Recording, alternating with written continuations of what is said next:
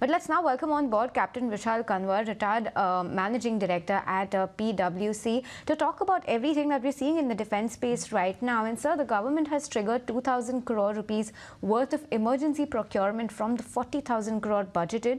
So how soon do you expect the rest of the orders to come? Which other verticals could this extend to?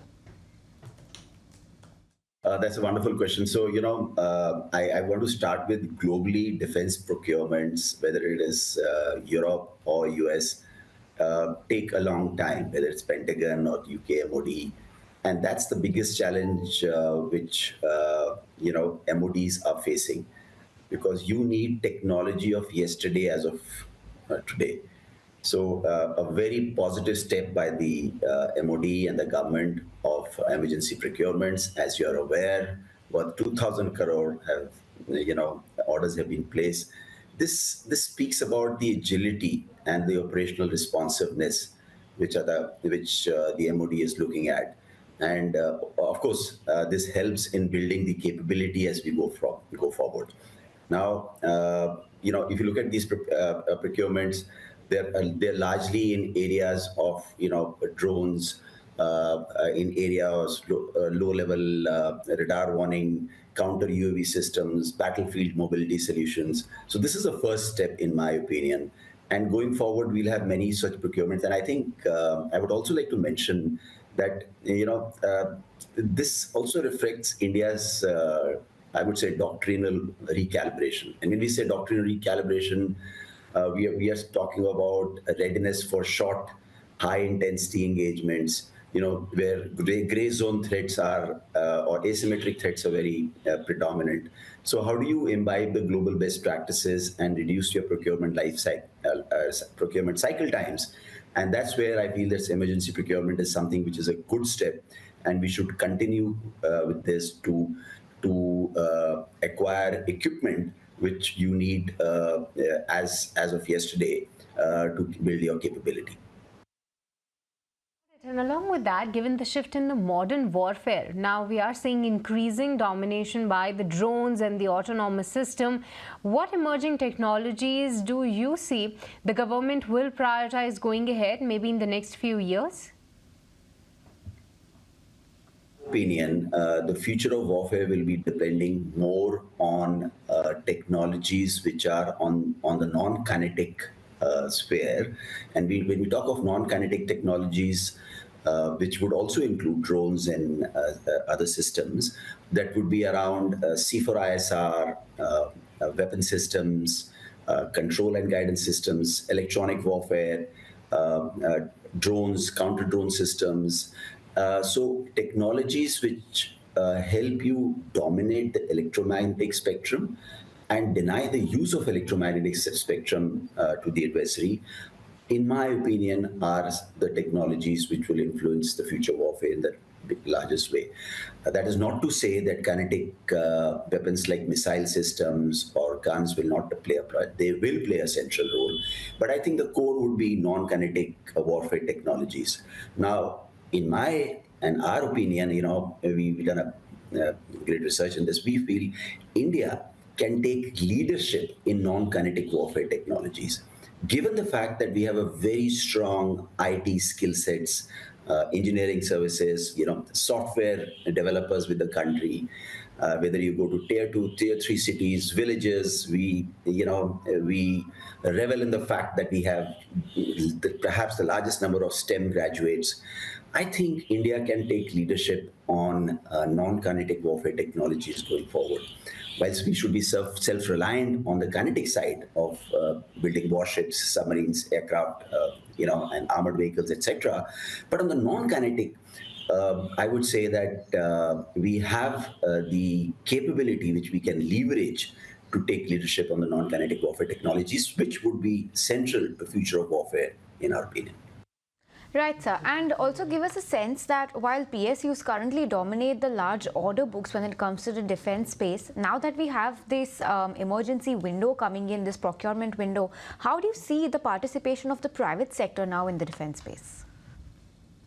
Yeah, so in fact, I would say that, both defense PSUs and private sectors have to work in tandem.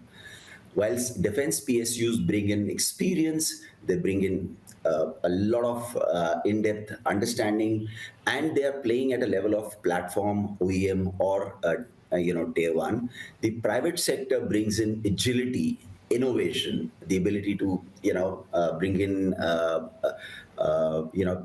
new products and product development. So both in tandem will have to go forward. Now, if you look at this emergency procurement, most of them have been to the private sector.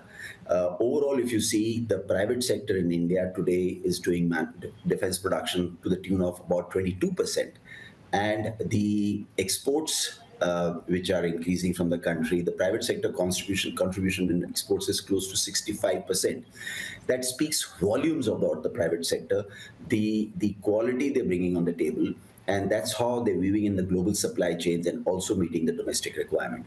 Going forward, private sector, like we have seen, in other global hotspots and also recently with us, would play a very central role in building capability, and I would say not only capability, but also creating deterrence for the country in terms of defending its borders and bringing new weapon systems and technologies to the forefront for the three services. Just wanted to take the point forward, especially with respect to exports, because Indian defense exports have already seen the strong double-digit CAGR growth in the recent years. What's the realistic export potential over the next 3 to 5 years, and which product categories or markets will be leading that? So, if you look at our the exports that we have been following, way back in 2016-17, we were less than 1,500 crore in exports. Today, we are close to about 23,000 crore plus. Defense exports have grown with a CAGR of almost 14.5 to 15% in the last 3 to 4 years. And like I said, this private sector has a huge part there, about 65%. Now, if you look at what is the broad spectrum of exports which we are doing till now, broadly, I would say radars, like I said, a lot of systems on the non-kinetic side. There is a lot of software development which is taken for exports, UAVs, artillery systems, protective gear, warships, simulators. And, we are talking of Akash and BrahMos also going to the exports. Now, the impetus provided to export is across the three dimension, I would say. Firstly, there is a huge demand for defense equipment. As you would know, today, the NATO recently had their meeting in Hague, and they're going to increase the defense expenditure to 5%. So if all the 33 countries in NATO are targeting 5% of defense GDP, or 5% of the GDP as defense expenditure, you can imagine the kind of demand globally which will be created in Europe itself. Likewise, in Global South, there is a huge demand. Southeast Asia, there's a huge demand.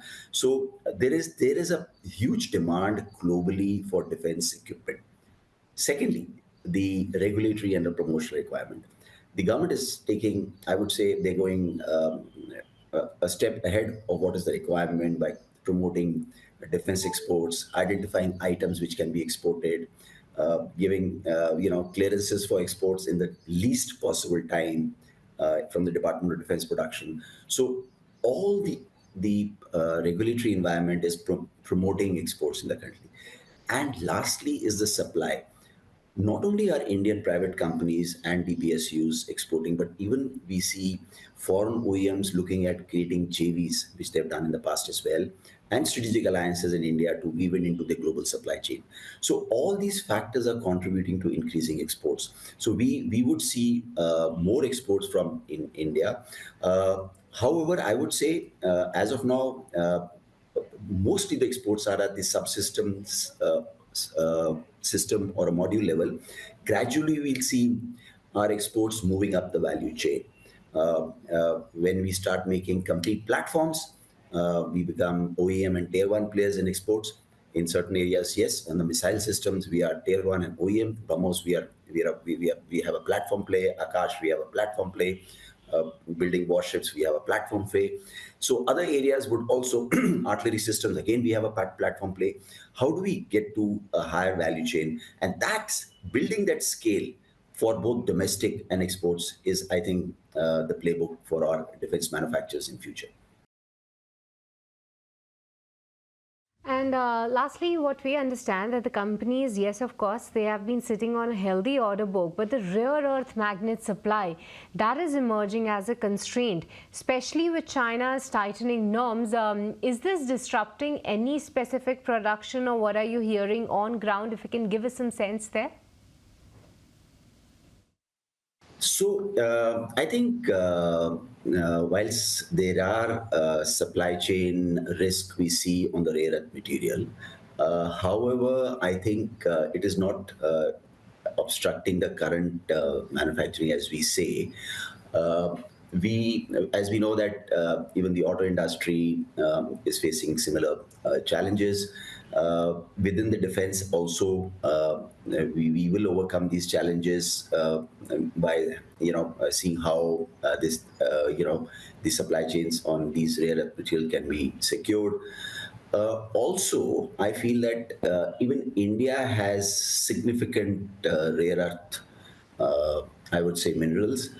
The challenge is, how do you produce them as raw materials for the industry?